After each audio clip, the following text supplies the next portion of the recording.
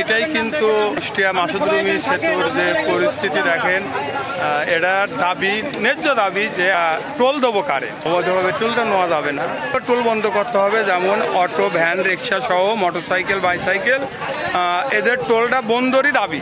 লোকজনগুলো দেখছেন, এদের কিন্তু কোনো লিডার নাই, কোনো নেতা নাই, এরা কিন্তু কোনো পক্ষ থেকে আসি নাই, এরা কিন্তু সাধারণ জনগণ দূর দূরান্ত থেকে যারা এই ব্রিজ পার হয় তারাই কিন্তু এনে উপস্থিত হয়েছে। এই দাবি পূরণ না হলে পরে এরা ব্রিজ ছাড়বে না।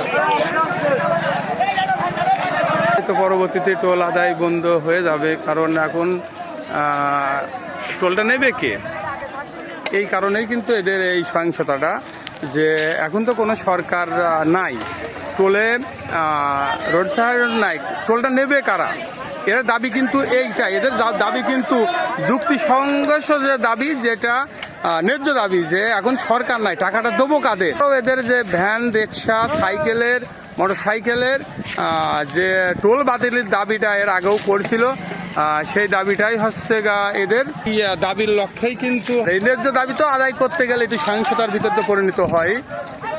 ওদিক থেকে মাইক্রো আসছে, মোটরসাইকেল দিয়ে একটা করে যায়, আসছে, এটা হয়তো অ্যাম্বুলেন্স, রুগী আছে, রুগী আছে, রুগী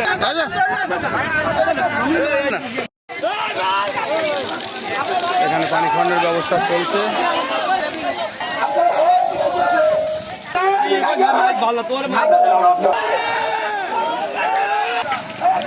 টোল বন্ধর দাবি এদের, এদের দাবি টোল বন্ধ, এদের দাবি।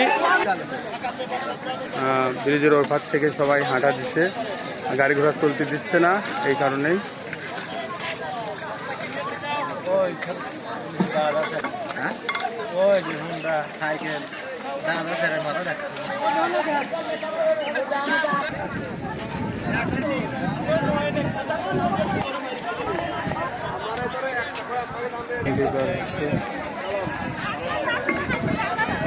কোন জায়গা থেকে আসছেন আপনারা? কত